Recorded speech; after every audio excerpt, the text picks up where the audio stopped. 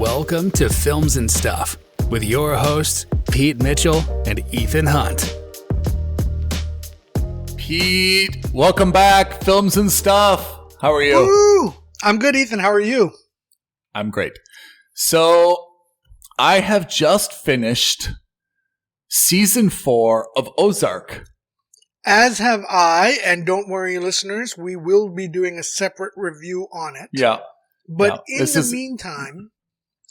In the meantime, Ethan and I thought that it would be nice to have a relatively free-form discussion about dramas and dramatic TV shows since we've just finished Ozark. Yeah, exactly. We're freestyling. Yeah. So it started that Pete and I were chatting about Ozark, how much we loved it, and the non-spoiler ending. But where does this rate or rank in the pantheon of all the different like dramatic series, right? Yeah. Yeah. So I think in terms of, we have to be clear. We're not going to compare season by season. I think we look at it on a macro view of Ozark, the whole TV series. Yeah. Because, there were certainly, in my opinion, seasons and even episodes that were stronger than others, as is the case with all TV programs, to be honest, right? Not every series gets progressively better or worse. It's just some are good, some are bad. So I think in terms of drama series, I don't know if Ozark falls in my top 5, but it certainly comes close to it. If it's not on the top 10, it's only because I'm thinking about other shows or I'm forgetting about other shows. Yeah. What's your criteria? I'll tell you my criteria, then you tell me yours. My criteria is that if they announced a new season, like unexpectedly announced a new season of the 10 or 15 shows that I loved, how excited would I be for a new season? Okay. That's kind of my criteria. So let me give you an example. I loved House of Cards. If they announced new season House of Cards, I'd be like, I've kind of got my fill of House of Cards. I loved it. Yeah, it's a little bit politically charged with Kevin Spacey now, but I loved House of Cards, during its heyday. But I have to say, like, I've kind of had my fill. If there's another season of Ozark, unexpectedly maybe, I'd be like pretty juiced for that. I'd be like, okay, I'm in. Let's watch it. I want to see what happens, right? Yes and no. I know what you mean about being excited, and I agree with that level of excitement for certain shows, but I also think that there's two ways of doing it, right? You either do the same show or, the same style of show, call it something else, and have it be set in that same show's universe. And I'm being very specific when I say this. I'm thinking of Better Call Saul versus Breaking Bad. Oh, yeah. Right? Or both in my pantheon, by the way. Right. Or you do something a la Dexter, which is like same universe, same people, several years apart. Right? And I'll tell you, so when you say that, the reason so on that sense, in certain senses, I agree with you, but in certain senses, I don't. So let's talk specifics. Let's talk Dexter. Yeah. I think what really undid Dexter for me was that unlike other shows of that generation, so Dexter was really in its heyday. It was competing in terms of high drama, was competing against, I think at that time it was Mad Men and Breaking Bad. I think it was really those three shows were butting heads for being, and I, in retrospect, I think that of the three, Dexter was the weakest. But having said that, of those three shows at the time, all three were generating water cooler moments constantly. Yep. Right? So you were talking about those three shows constantly. And of course, it really was a battle between Mad Men and Breaking Bad. But the problem I had with Dexter was the ending was so universally panned And for me was so underwhelming that when they announced Dexter season whatever it was, right? The new generation of Dexter, which they did the one season of. I wasn't excited for it, even though I really liked Dexter when the show was going on. And B, I also saw it as kind of like a weak sauce attempt of the creators to rewrite the ending and redo the ending. I have to make an admission. I've never watched, I don't think, more than kind of the first season of Dexter. No, I'm and so that's sorry. fine. I'm so sorry. It's fine. But that's what I mean. Like, it's one of those shows that because the ending was so blah, it, similar to Game of Thrones, it kind of marred the whole series for me. Ooh. In the sense that even though objectively speaking, or not objectively, subjectively speaking, I thought the show overall was excellent. But I just thought the ending was so random and was so out of the blue that it kind of paints it with a black mark everywhere else, right? And so now let's flip it to the other side. Let's look at Breaking Bad. Really well executed through all 6 seasons or 4 seasons or whatever the number of seasons was. And I thought the ending was maybe not stellar, but it was very good and you got a great sense of closure from it. So hold on. I just want to say one thing. What did you think then when El Camino came out? Right, exactly. So that's the thing, right? When they announced El Camino and when they announced Better Call Saul. So Better Call Saul, I think, came out first before El Camino. If I remember correctly. You're right. You're absolutely correct. So when they announced Better Call Saul, my first question was, my first response or my first instinct was to go, what? Why? Because I thought Why? Exactly, because they really buttoned up and tied up Breaking Bad so well. Yeah. And then when they said it was going to be on Saul Goodman, I went, what? Why? Again? Right? Because he was a minor character in the Breaking Bad series. And I was just like, yeah, I like Bob Odenkirk a lot, but is he strong enough to carry a dramatic series? Like, this guy's a comedian. He's got, Mr. Show. He's worked with with David Cross. He's not someone I think of as carrying a dramatic, serious role. And of course, can I just put a marker? Yeah. We need to have Debate Club episode of the best spin-off series ever. Frasier versus Better Call Saul, huh? Oh my God. What about Joni Loves Chachi from Happy Days? You can take that position. I will not take that position. I just offered that up to you. But that's a legitimate debate, right? That certainly is. No losers. No losers in that debate. In this because they're both excellent spin-offs. Different genres, but very good spin-offs. Right? And I'm sure there's more that we can think of. But yeah, in any case, where was I? Yeah, so but then Better Call Saul comes along, and who knew? But you can't wait to see more of Better Call Saul. Like I'm season 6 just started. I think we're 4 episodes into the finale season, and I'm loving every moment of it. Right? When El Camino gets announced, you're just like, why? But then it's less of a why, because it's Aaron Paul, and you really liked Aaron Paul. Yeah. Of the 2, I really don't think El Camino was necessary, but fine. It is what it is. It wasn't good. It wasn't bad. I thought it was okay. Yeah. It didn't give me closure, but I didn't think there was any closure to get. But I agree. Like, I thought it stayed true, and it didn't do anything to unravel anything that I had come to really love, right? Yeah, but let's go back. So let's go back to what you were saying. So you're saying is that if someone announces a season 9 or a season X of whatever TV series after a few years hiatus, all of a sudden, if you're excited, that's a good series. Is that what your argument is? Yeah, I think so. So let me go through. I put, after watching Ozark, it just got me thinking like of my pantheon, So I think I've got 12 to 15 here names. Okay. Let me read them off. You tell me which ones you've seen and you like.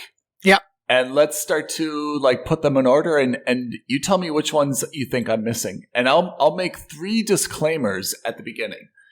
I have not seen a lot of Dexter. Yep. I have not seen a lot of Friday Night Lights, which as an American football fan is borderline criminal.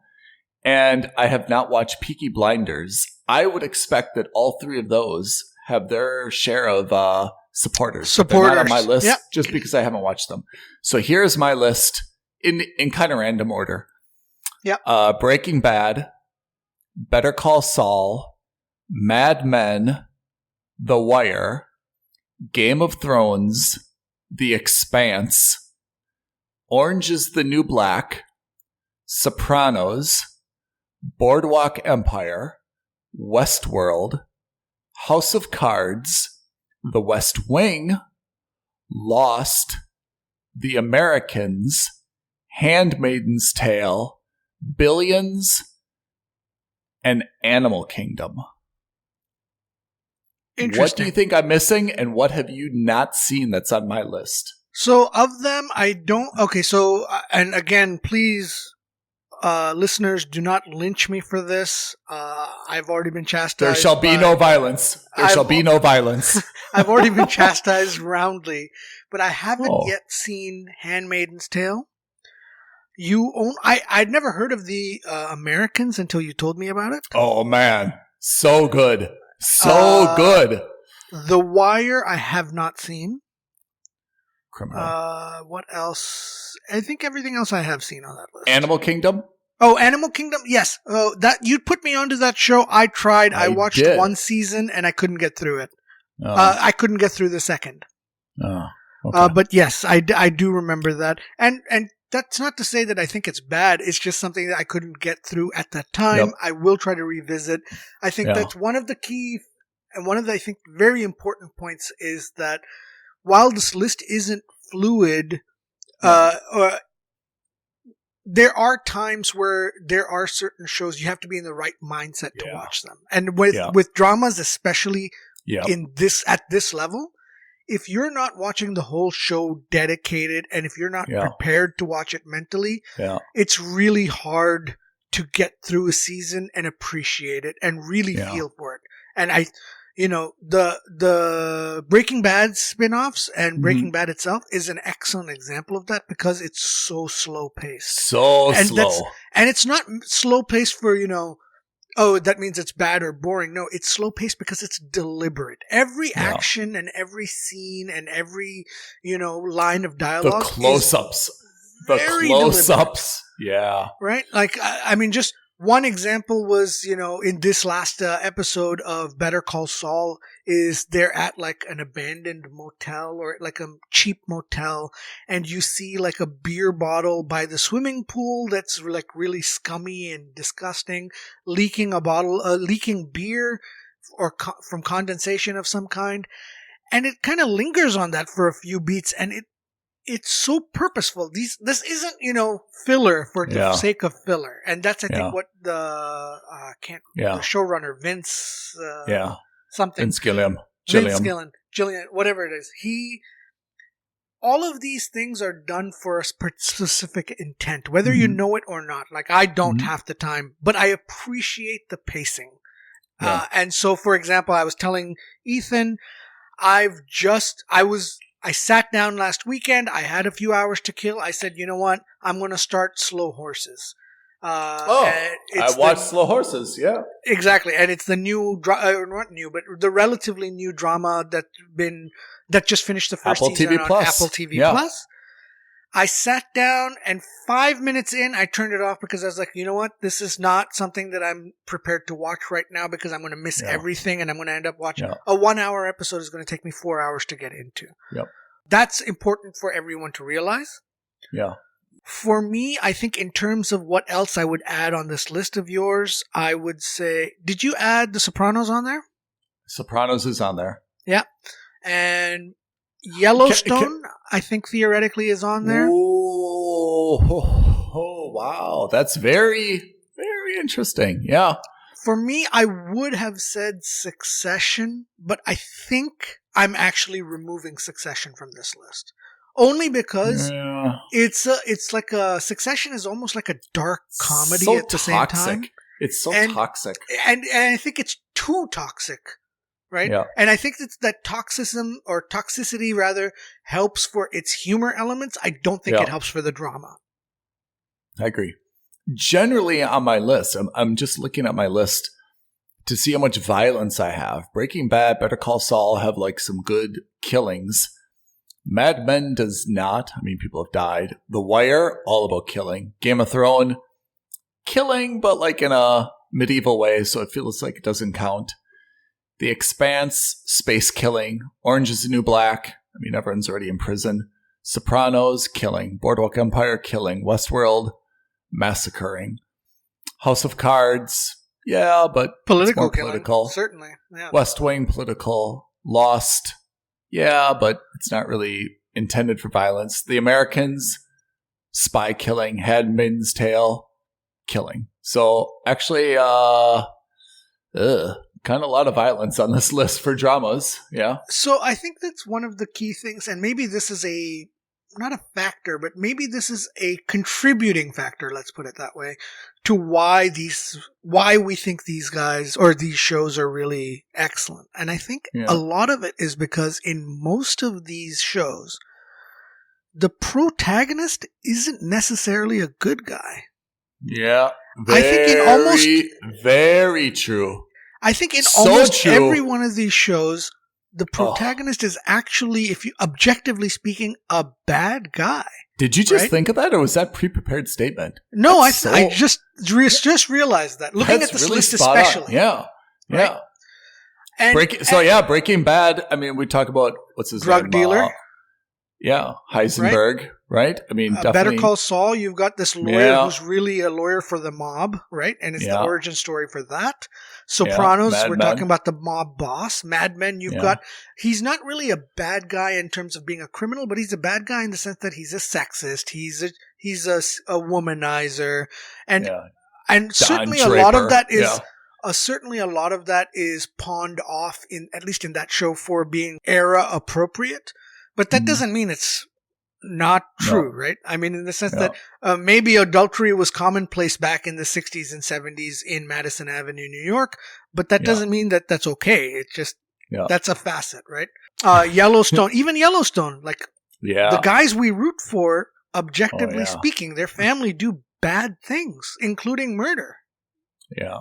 Boardwalk Empire, I'd say Westworld, it's not, Westworld is a little bit less clear who's the protagonist. That kind of emerges over time. Sure. House of Cards, absolutely. West Wing. I mean, West Wing is... okay. Maybe that's potentially different. And remember, we had this discussion earlier. Yeah. West Wing, for me, I think is a great drama, but I think it's a very unique niche. I don't think it's got the kind of appeal, outside of a certain demographic. I mean, again, this is not a political show, but if you look at The West Wing versus House of Cards, things got very dark fast, right? The West Wing is intended to be, the president is good. He deals with a lot of complicated issues. Yeah, like almost like a saint as a president. Yeah. House of Cards is like, this is what Washington, D.C. is really like. Yeah. Don't trust anybody, right? Yeah, it's a little gritty and realistic versus idealistic and like heavenly or utopian. Yeah. And I don't think we'll see another, political drama for a long time now. Lost is kind of like its own little niche, right? As well. Like there is definitely a main character, but it's not really clear always who is the protagonist, right? God, I haven't seen Lost in like 20 years. The main guy was Jack, right? Or whatever his name was. I can't even remember. The doctor. Yeah, it was played by Matthew Fox. Yeah. Jack Shepard. Remember Matthew Fox? Party of Five. Yeah. But Josh Holloway, right? Who is Sawyer, right? Yeah. Like Josh Holloway was kind of the bad boy, but he wasn't really the protagonist for a long time. And then there was Locke. I think that's what's interesting is I think of all of these shows, Lost is the only one that's more of an ensemble than a cast than the others, where it's kind of like everyone is a little bit of the protagonist. Yeah. Mad Men similarly kind of is, but was obviously more Don Draper focused. Yeah. But then like everyone else, like even with the mob, really it's Tony Soprano who's the protagonist. It's his story, right? Yeah. Same with Kevin Costner in Yellowstone. Same with in Breaking Bad, it was all about Walter White. You know, it's Boardwalk Empire, Steve Buscemi. Yeah, exactly. Yeah, and again, Boardwalk Empire, same thing. I've been wanting to watch that for years, and for whatever reason, I still haven't gotten around to it. But everybody gets on my case about that because, you know, as a fan of mafioso style, mob style stories, I feel like Boardwalk Empire would be right up my alley. I am on your case about this. Yes, exactly. So and Handmaid's Tale, by the way. Yeah.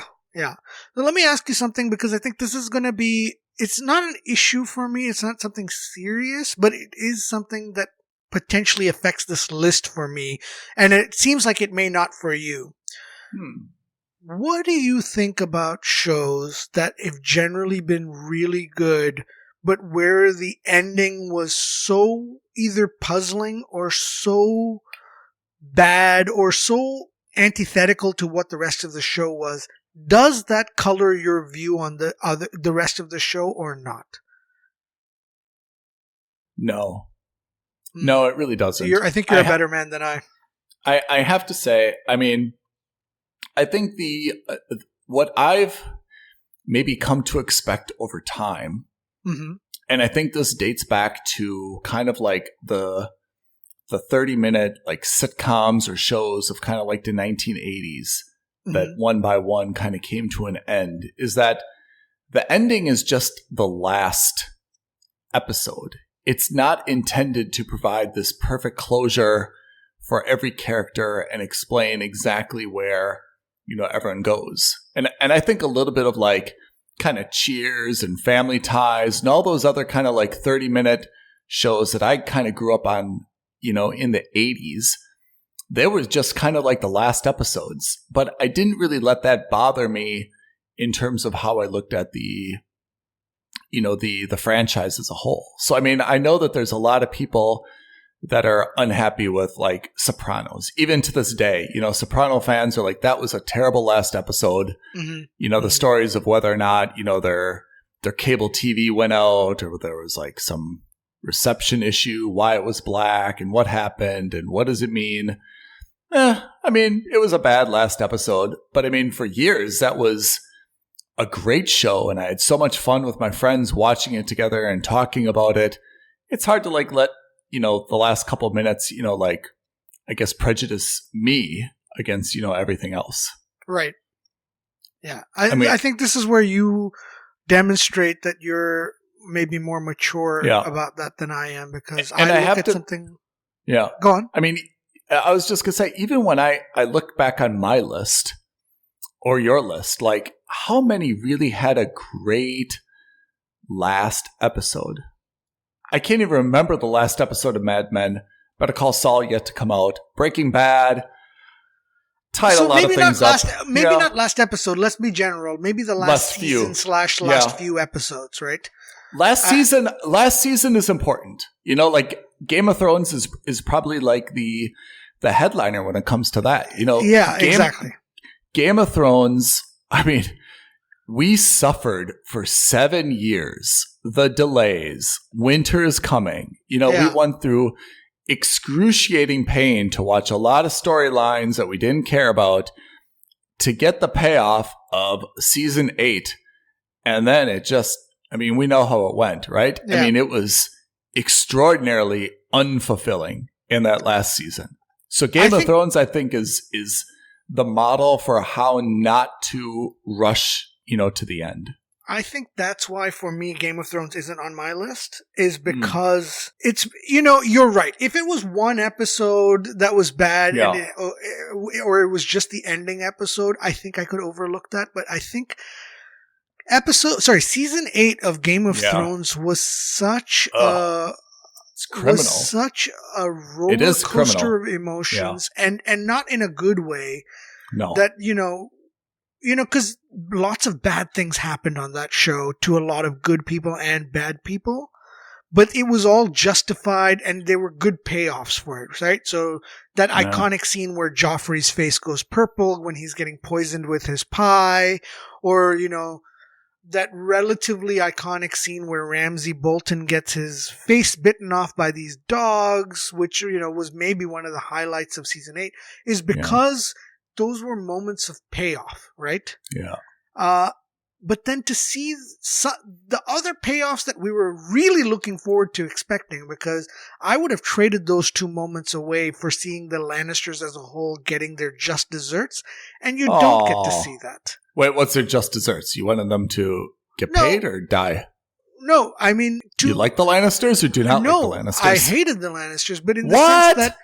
How can you hate the Lannisters? They always pay their debts. Yeah, right.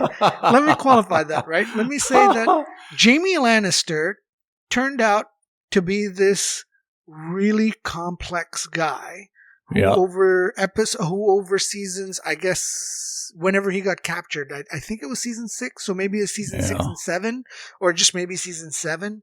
Yeah. They spent one entire season and then all of the season 8 kind of reforming him, right? And showing that even though he lost his hand, he's not a man, he's not less of a man, and being a man is about being an honorable guy, blah, blah, blah, blah, blah. And then all of a sudden in the last episode, and you see that there's something there between him and Brienne, and then he throws all of that away in that last episode to go and die in an ash pile with his sister / lover in the basement of King's Landing. And you're just like, and that's the thing, is like Cersei Lannister, one of the greatest villains that we've had on TV. Oh, amazing villain. One of the best villains we've ever had on TV.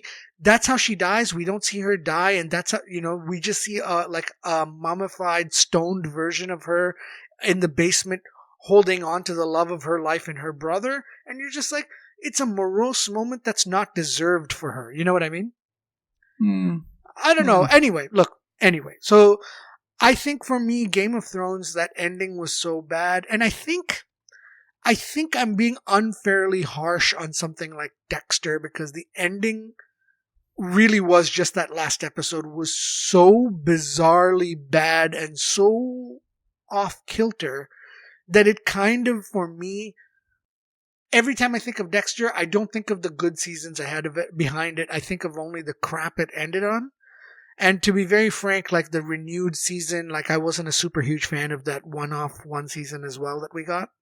Yeah. So let me tell you, if you want to restore your faith in the series finale, please watch The Americans, which apart from being a very, very good show, and also raises a lot of these complex issues in terms of what is a good guy, what is a bad guy. The last episode, right, the series finale, for me, was one of the most gasp out loud, surprising, shocking, fulfilling endings.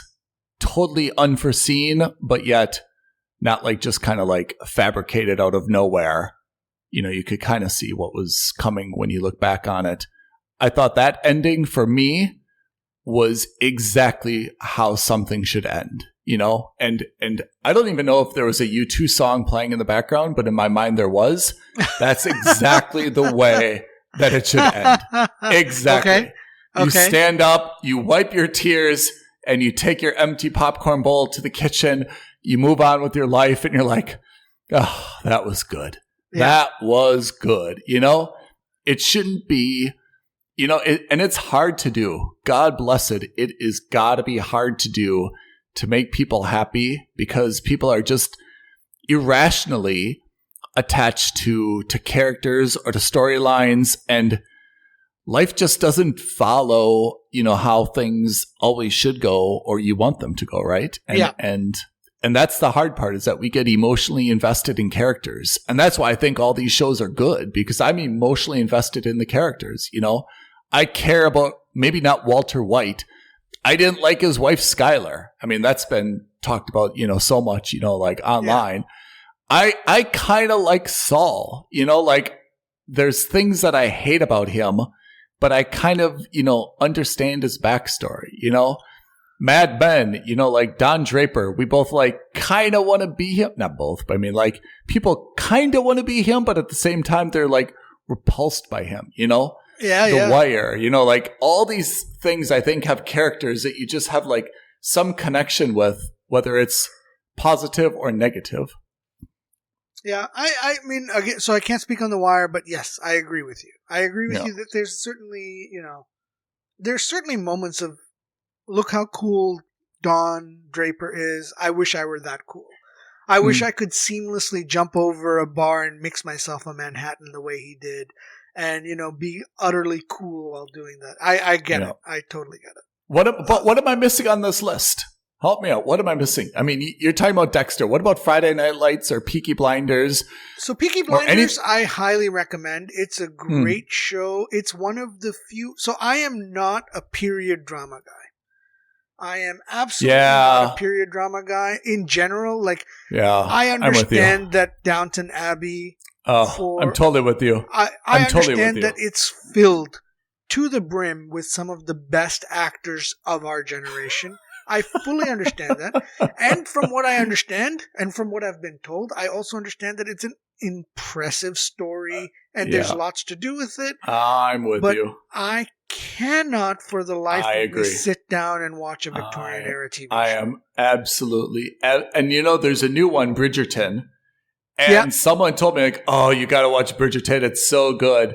And actually, the way they sold me on it, they said the sex scenes are like so graphic. It was supposed to be unbelievably graphic sex scenes in season 1. I'm like, really? I haven't even heard of that. And I checked it out, and I'm like, all these people are wearing like Victorian dresses. Like, no thanks. I'm not even like remotely interested in this. So I will. This is how far I'll go. I will go so far as to say, listeners, if you believe that on the best dramas list, something like Bridgerton and something like Downton Abbey needs to be there, I will go so far as to say I will put it on my list, but I will still not watch it. But I will put it with an asterisk to say, as suggested by our listeners, because frankly speaking, I'm not interested in verifying it or validating it. I'm just not. It's for whatever reason, I don't even know why. I know it's going to happen to you though one day. One day, I don't know what's going to happen. You're going to be like quarantined or stuck somewhere, and you're going to look in like this old hotel room, and they're going to have a DVD player and all the seasons of Downton Abbey, and you're going to be like, well, this is God's revenge. I guess I'll get started. And you'll probably call me crying, Ethan, Downton Abbey, it's so good. You got to watch it. I'll be like, come on, Pete. And I'll tell you, it's not that it's a period piece. I think it's specifically to British period pieces. There are dramatic movies that are set in the beginnings of, for example, the Americas, right? Where you're talking about, what's that movie with Daniel Day-Lewis? Blood, what's the word? There Will Be Blood. There Will Be Blood, for example. That is so good. Definitely a period piece. Amazing movie. But can I tell you? Yeah. Pete, I'm sorry to interrupt you. This is the difference. In my mind, this is the difference. Downton Abbey is portrayed as everything is great. There's never anything hot or damp or cold. Everyone's got very clean, pressed clothes. The food is nutritious and presented in a nice way. When you watch There Will Be Blood or another one of these shows, you realize that era, nothing was luxurious or clean or comfortable. People were always sweating or freezing. People were always sick or coughing or sniffling. There was no proper bathing. There was no... Right? And they portray it as everything so clean and happy and perky. And for me, it's the opposite. Like, I would never want to live then. Nothing worked right. Just taking a warm bath was a huge process. Unless you were extraordinarily wealthy, you were going from a very cold room to probably a scalding hot bath with little soap. The clothes were not comfortable. It's not like they had Pima cotton in your exact size. You had a pair of like wool breeches, wool underwear. Like, I can't imagine a less sexy era, to be honest. At least for Viking shows, for Games of Thrones, they show it for what it is, which is everyone's kind of grimy, dirty, sweaty, drunk, unshaven, in need of a haircut and other stuff. Maybe that's right? it. Maybe that's what it is. Maybe there's a little bit of cognitive dissonance in the fact that... It's the glorification of an era that was not. That, or more specifically, when you think of Victorian era English shows or English life, you think of the two extremes. You either think of like the Charles Dickens style living on the street as like an orphan boy and he's like a chimney sweep. Yeah. Or you think of like the billionaire mansion owner who's got a staff of 60 taking care of the family of 4, right? Yeah. I mean, I guess that's got to be the case. I mean, I don't know. Yeah. And maybe that's right. Maybe that's not right. But in any case, I cannot get into it. Yeah. So again, listeners, if you tell us that, Downton Abbey has to be on this list, we will put it on the list, but we will not validate. We will not verify. I like our compromise. We'll put it on the list, but we still won't watch it. Yeah, exactly. And that's, again, maybe that's just an Ethan and Pete thing, but I think I can speak on behalf of Ethan when I say we're not interested, right? Yeah, we're not interested. And in terms of period pieces, however, I will say the exception to that is Peaky Blinders, which of course isn't necessarily the same era of time. Maybe a little more modern, but it's not a million miles away from that Victorian era time. Yeah. And that, I think, is a show that when you do get a chance to watch, I think you should watch it. It is I've heard this before. I've heard this before. I know.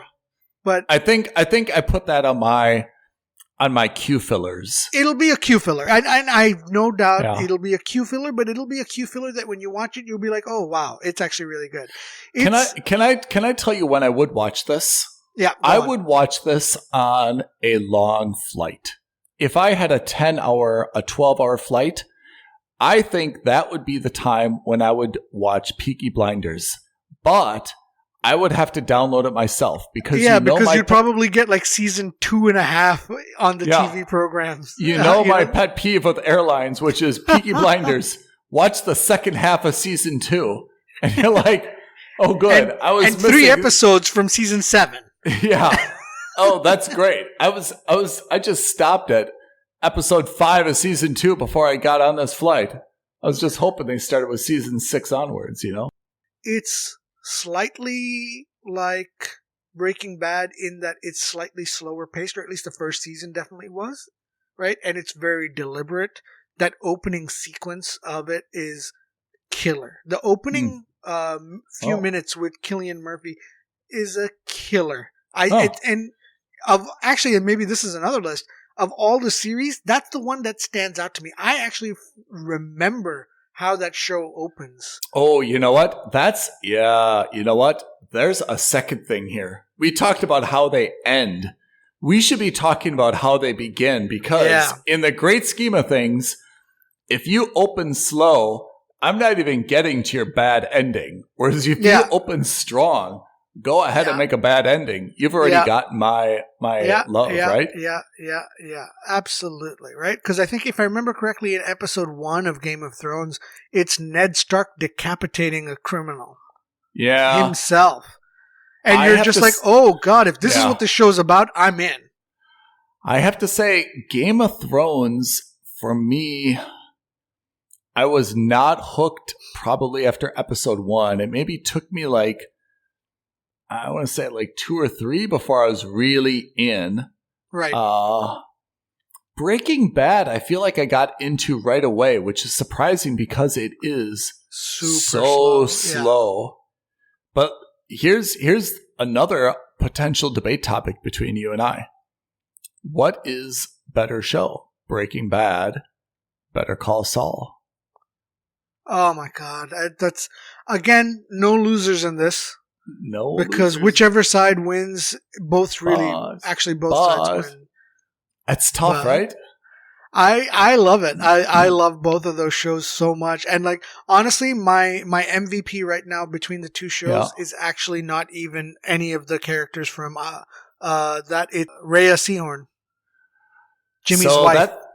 Amazing. I would say, if I have to choose, I would choose Breaking Bad because you get it's kind of a 2-for-1. You still get Saul Goodman at his Sauliness, right? You don't get Rhea Seehorn.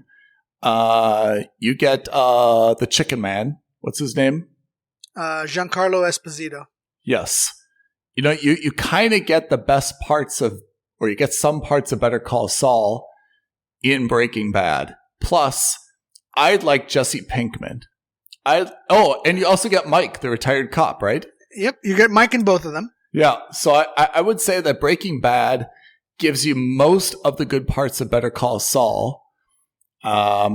So I would say that Breaking Bad gives you more of the annoying family life, you know, with Walter and Skyler, and, you know, I'd say that it has more of that annoying part than does Better Call Saul, but both of them are excellent. Excellent. Would your shows. opinion change if I let you know that Walter White and Jesse Pinkman both are returning for the last season of Better Call Saul?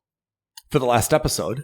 For the last season. I don't know for how many episodes, but they're going to be. But I thought we're watching the last season now of Better Call Saul. Yes, exactly. Oh. Exactly. Oh, that's weird. I mean, I love how they do this, but if you think about it, in movie time, they should be younger than we saw them in Breaking Bad. But in real life, they're quite a bit older, right? Yes.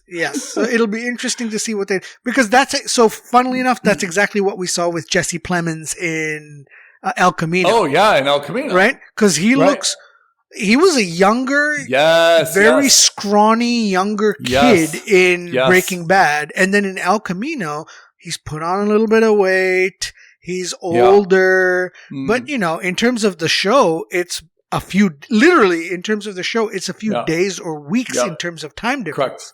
Correct. And so you're all of a sudden, you're like, oh, wait, how did Jesse Plemons, how did his character put on like 25 pounds and look 20 years older? So yes, in that sense, I think it's more jarring. Yeah. I think it'll be less so with Walter White, and it depends on what they do with Jesse Pinkman, because he's, I think, going to be the one that who looks fundamentally different because of his age. Yeah, that's true. I mean, which of these shows that I've mentioned do you think they could come out of nowhere and be like, all right, we're gonna have another season? Sopranos, they can't. They could have, but James Gandolfini passed away. James Gandolfini passed away a long time ago. Yeah, and they did. They did All the Saints of Newark, which was kind of a prequel, which is interesting. So of all of these that could come back, theoretically, Ozark, you could come back with the season 5 in the future. Oh yeah. Theoretically, Mad Men, you could come back with the season 8 or 9 in the future, whatever that last season is. Because the thing is, what's weird about Ozark, and we'll touch upon this in our review when we get to it, but with Ozark and Mad Men, for people who are fundamentally bad, the show ends like with them relatively unscathed, right? Yeah. They end in a good place. Yeah. They walk away having committed the perfect crime, let's put it that way. Right? Whereas Ozark, yes, but remember Ozark, they were kind of forced into this at the beginning. Then they embraced it, but at the very beginning, they were forced into this life. Well, look, let's put it this way. Yeah. The family was forced into it by the father, by Marty. True. Right? And then really Wendy she embraces it big time.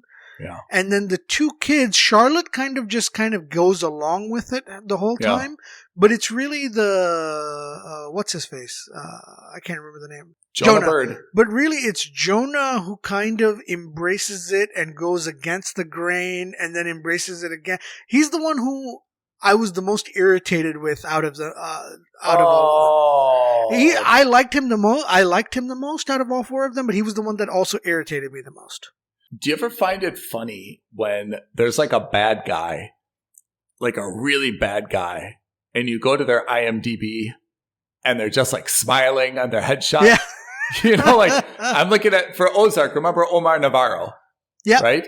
He's played by a guy called Felix Solis. Sure. And he is happy as a clam on his IMDb headshot. I'm like, wait a second. Okay, I know you've got, but like for it's me, the same as Giancarlo Esposito. We've can't be happy as the seminal bad guy in The Mandalorian. You can't be smiling. Like exactly. So you're like, a drug lord. So you're a drug lord. It's so funny when you see it like that. You're right. You're right. It's so weird. It almost shatters the illusion for you, right? Yeah. Because they're so good at their roles that they're bad guys. Yeah.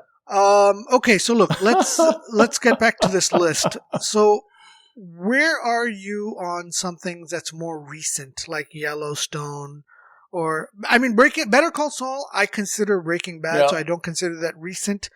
Yeah. But on something more recent like Yellowstone and Ozark, which are relatively recent, I guess Handmaid's Tale's very recent as well. Yeah. I mean, I think Ozark is exceptional. And I think Ozark gives any of these shows a run for its money.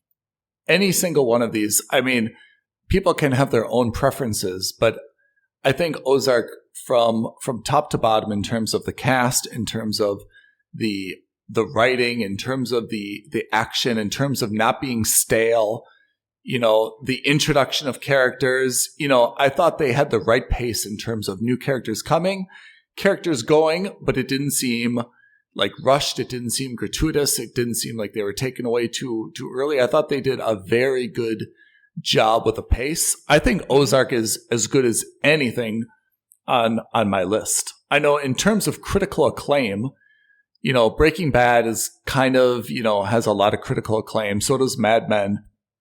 So does, you know, Sopranos. But I think Sopranos is more a function of its time. That it was, 20 years ago? Fully agree. This was late 90s, early 2000s.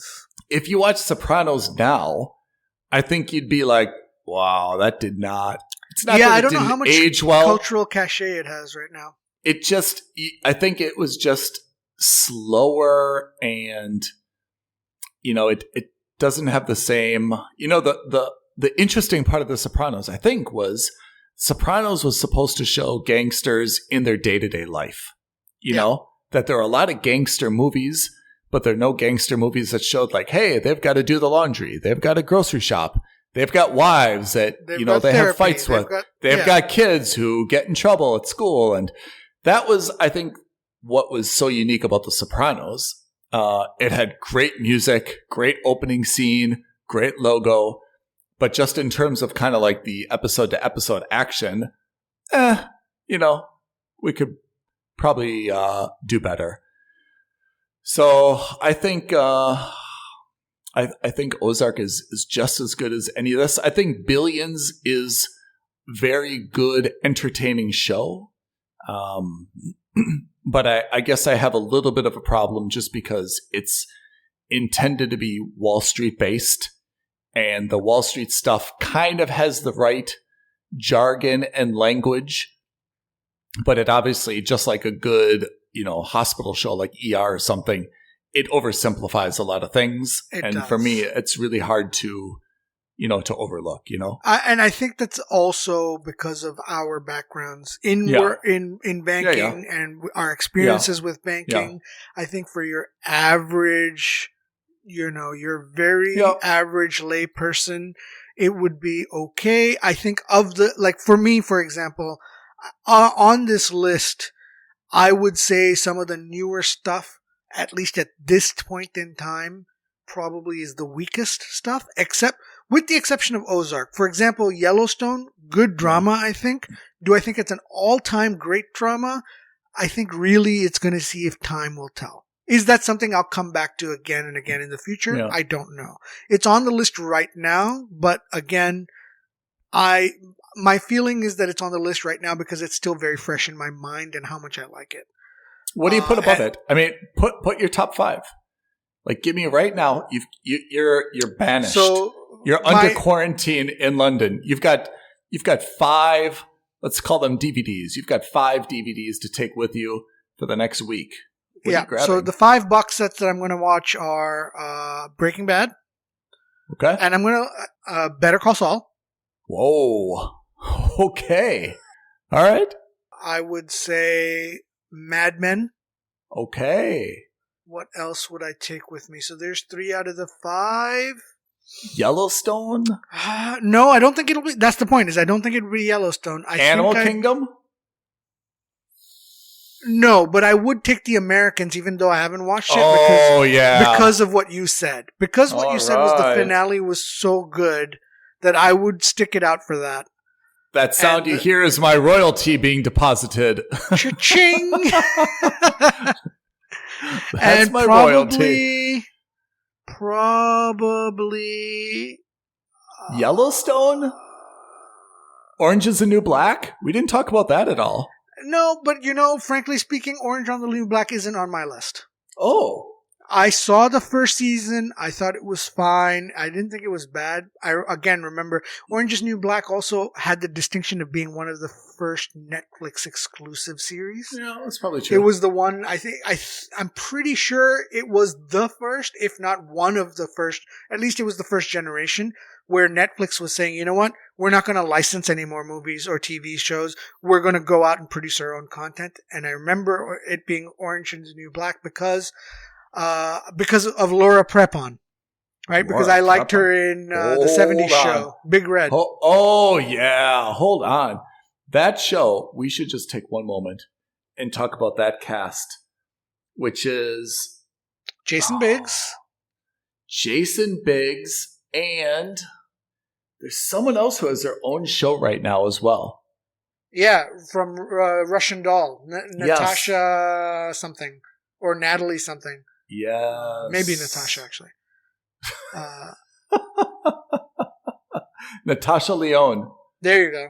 Yep. She's got Russian Doll season 2 just dropped like a week ago or 2 weeks ago. Have you started watching Russian Doll? I haven't because, again, I didn't know anything about it. I just know that she's a very, very good actor and that she was starring in it. I watched 2 episodes. It's worth watching after those 2 episodes. Yeah, so it's on my watch list for Netflix, but I haven't seen it yet. But can I just let me just make one statement, not to prejudice you one way or the other. There is heavy drug and alcohol use, which may or may not be everyone's bag. But the second part is that there's a little bit of a Groundhog's Day, shall we say? In what way? You see a lot. She goes through something like the same day, same events again and again, but in a different way.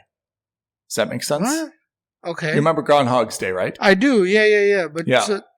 But this isn't like that, right? Like there isn't that she's under some curse or something like that. I don't remember that in the first episode or first season. We sure we're watching the same thing? Wait, are we talking about Orange is the New Black? No, we're watching Russian Doll. Oh, sorry. Yeah, Russian Doll I haven't seen at all. Yeah. Sorry, so Russian at all. Okay. So a little bit you could become fatigued because you kind of watch the same thing again and again and again. It goes different ways, but again and again and again. So I will say that's not something that I would get fatigued by. So I loved Groundhog's Day. I love Groundhog's Day. I was in the early or late 90s, I think, maybe early 2000s. Do you remember that German movie Run Lola Run? I do not. I think it was late 90s. Tell me about it. I really liked that movie. So it was this like art house movie that I think was like this independent movie that was released. And the only reason I really knew about it was because it stars the same actor who was in The Bourne Identity, who plays his love interest. You know, the German girl that he falls in love with? Yeah. I remember her. It's a really funny story, funny-esque story. It's a story that's got 3 acts. The first act it's about her boyfriend who needs to have money to borrow.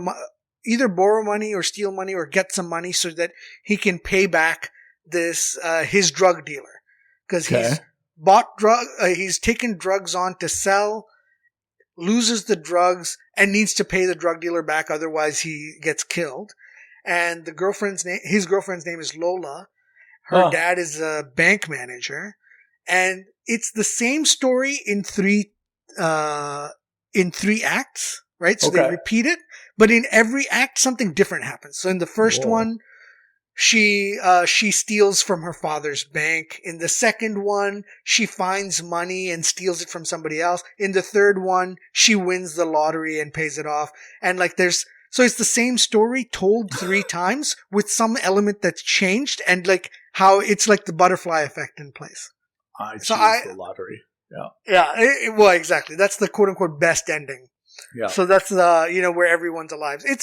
I remember it anyway. It was fun. So that was very Groundhog-esque. And then most recently, After Party. After Party. Oh, I have to watch TV. After Party. I have to watch After Party. Yeah. Yes. So it's Groundhog's Day in the sense that it's the same event. One event. It doesn't happen over and over again, but you see it from different sides, 8 different sides, because they're interrogating different suspects at this After Party.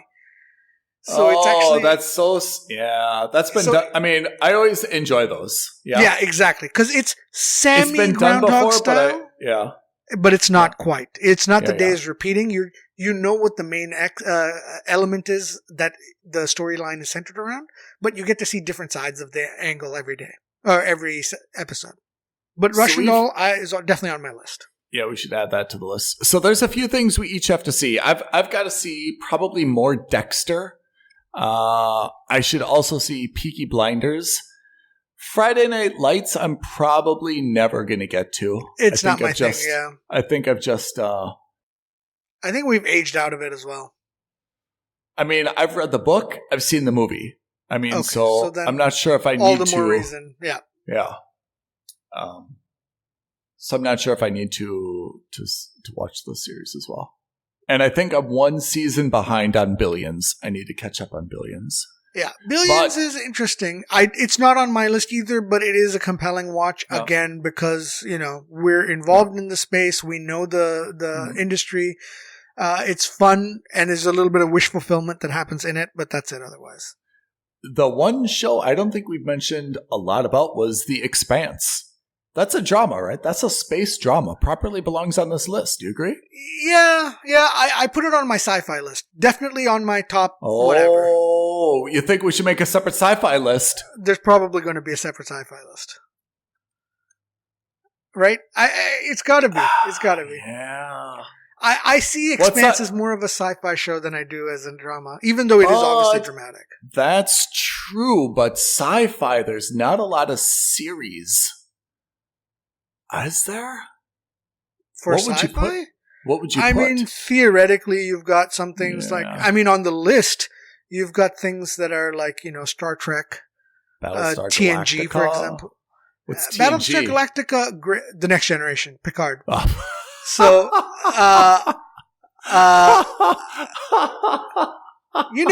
in space, everyone likes to put the way you said it was so... talking down to me like... sorry, I didn't mean that, but yes. No, I'm not offended at all, but the way you said it was like, you don't know what... Obviously, it means the next generation. Like, you said it almost with like disgust, like it was just like so obvious, like what's TNG? You're like, the next generation. Not my intent at all. No, I should have known that. You're right. Yeah, I mean, I feel like when I go to Netflix, I see a lot of Foundation. Yeah, but not just, I see like there's something called like the 100, the 3%, Altered Carbon. There's no absence of sci-fi shows. But I have to say, none of them really resonate with me. I guess all of them, I feel, are based on like a singular event. Like, the world was wiped out and this happened. Or something happened, and then because of this, we have to do this. They're all based on like this premise, and then everything goes from there. I don't really have a whole lot of like sci-fi series Travelers apart from TNG that I feel are like have been around for like more than 2 or 3 seasons. Travelers is amazing.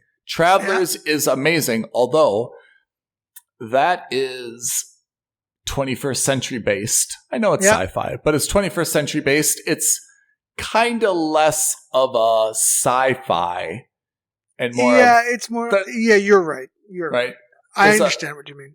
This list, I think what's important to realize or recognize is that list is probably going to be fluid. I think some things are more fixed on it than others. I still think, Breaking Bad, Mad Men, those kinds of shows aren't going anywhere anytime soon. Yeah. That's not to say that they will or won't hold up. For example, I don't know how well Sopranos is going to hold up, but I still regard it as one of the better dramas of at least our generation. This is why I would not be a good casting agent. There's some jobs I would be exceptional at. I would be a terrible casting agent. Why? Just cast yourself in everything. I mean, that's obviously probably what I would do just on a default, but I can't see people. Like, when I see someone with, like, blonde hair, like, I can only see them with that hair. I cannot imagine someone like, you know what? Like, this person's right for this role. Let's just cut their hair very short and dye it black. I cannot. I really, really cannot. When I see, like, an actor or actress in, like, their current setup, like, that's just what I list them as. Almost everyone, when you go to IMDb, they look totally, totally different. And I'm like, whoa, like, I never would have been able to cast this person. I just can't vision it, Yeah. I mean, John Hamm is John Hamm and everything, right? I mean, like, it's a little bit easier, sometimes, but it's Paul Giamatti, I know what you mean. Looks like Paul Giamatti in everyone, but like, it's like what Robin even Bryan Williams Cranston. did. Yeah, I mean, even Bryan Cranston, like from when he was Walter White at the beginning, with all the hair and the glasses and everything, looks totally different. Yeah. Walter, I mean, him especially because I knew him as Malcolm in the Middle as Hal, right? Oh, like that's right. He was Malcolm in the Middle. He was the dad. Oh, that's right. So that transition was even harsher for me, right? To go from dad to chemistry teacher to drug kingpin. Oh, that's amazing. You're right. I totally, completely forgot about that. All right. So I think we've solved the mystery of best dramas ever. Listeners have some stuff to watch. Pete has some stuff to watch. I have some stuff to watch. Indeed. Everyone has to watch some stuff, but most importantly, the listeners need to reach out and tell us what shows we're missing on our list. Oh, yeah. Aloha at filmsandstuffpodcast.com. Aloha means hello. Or at F&S Podcast on Twitter. Tweet us. We need some tweets. Tweet at us. Let us know why we're the smartest people you've ever heard of, or why we're very close to this being the smartest people you've ever heard of. Okay. Pete, always a pleasure. Happy Star Wars Day. May the 4th be with you. We'll see you guys later. Be well. Thank you, everyone. Thanks, Pete. Bye, guys. Thank you for listening to another episode of Films and Stuff. If you haven't already, please subscribe and review on Apple Podcasts, Spotify, or wherever podcasts are downloaded. Films and Stuff. There is no substitute.